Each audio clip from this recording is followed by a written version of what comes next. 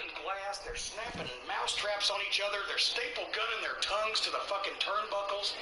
So this paper does this story. Fans bring the weapons, they're hitting each other with VCRs, they're really hitting each other. Guess what, folks? Doesn't take any talent to do that. I can hit a motherfucker as hard in the head with a baseball bat as almost anybody else. That don't mean I'm Ric Flair. They do a story.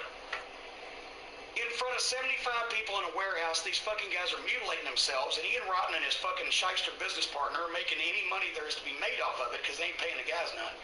We're doing business with one of the biggest radio stations in town. We're doing business with goddamn sponsors, businesses, legitimate people. I don't want them to pick up Leo. They don't know too much about wrestling. They sit and they go, fuck, Junior, you ain't going to see that shit. Combat Zone Wrestling, whoever the fuck they are, I think they're the same kind of thing as Ian, only maybe with a little bit bigger budget, and fuck them too.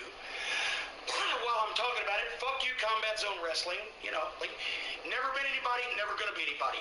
I've sold more tickets in my sleep than you will in your lives, and I ain't even nobody.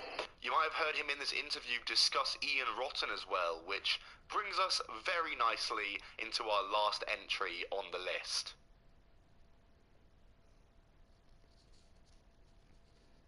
This interview was recommended to me by multiple people after I posted my video about Ian Rotten. Turns out there's a lot more to him that I didn't know about, and I just have to thank everyone who did recommend me this interview, because this interview is 2 hours of Ian Rotten being absolutely laid into and ripped apart by people that he's wronged. It's one of the most satisfying listens ever. We start off with the interviewer, who, by the way, does not hold anything back whatsoever, just grilling Ian on his promoter troubles, such as not paying wrestlers, owing people money, and all his other escapades and filthiness are brought in this opening statement in the interview, such as his alleged abuse of Mickey Knuckles. The host also reveals some off-the-record information about how Ian Rotten will be main eventing a Juggalo Championship Wrestling show, which Ian gets really heated over him revealing because it was off the record and he asked him not to do it. Thanks for having me. Ian, we need to talk a little bit about a few things here. Your reputation in the business is not what one would consider a stellar reputation. You have a history of owing people money by your own admission. You owe over 10 people over $3,000.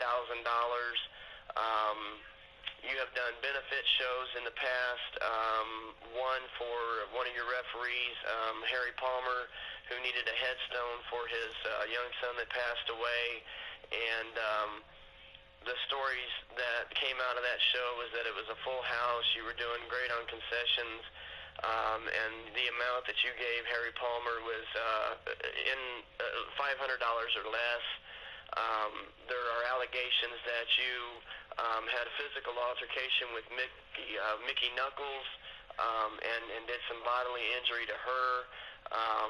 And you also said that you are scheduled to be in the main event this weekend for JCW, which is the Insane Clown Posse, and their Juggalo Championship Wrestling.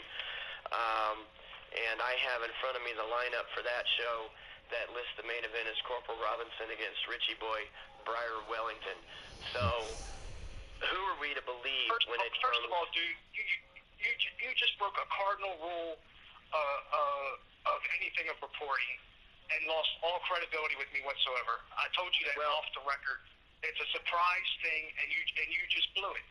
It's not a surprise thing, Ian, if it's on the internet, and it's part of what the ICP is putting out. And, there are no surprises when it comes to ICP.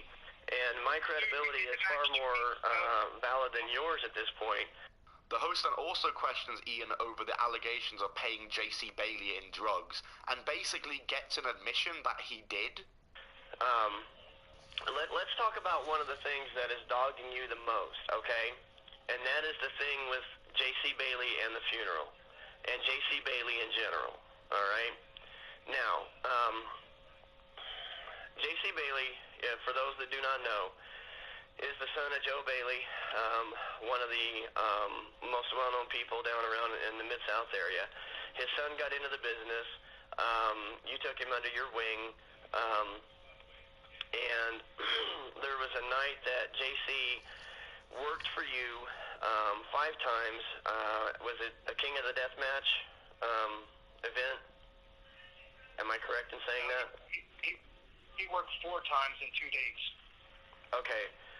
All right, 4 times in 2 days. And the report that I got, that he got $60 from you and a handful of pills. Now, you said earlier, and I'm going to quote you, you paid JC $110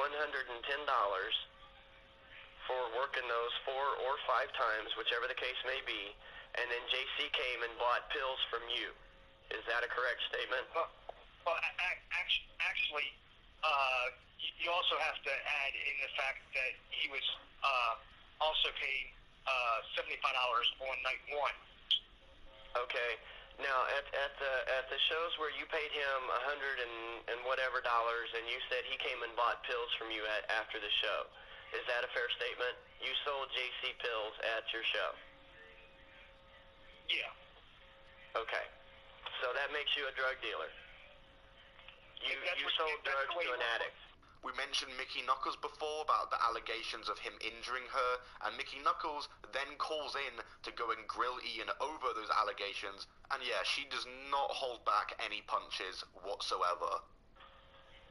Hi Ian, how are you? Okay, nice. I'm fantastic. Even know who the fuck this is? Yeah, it's Mickey.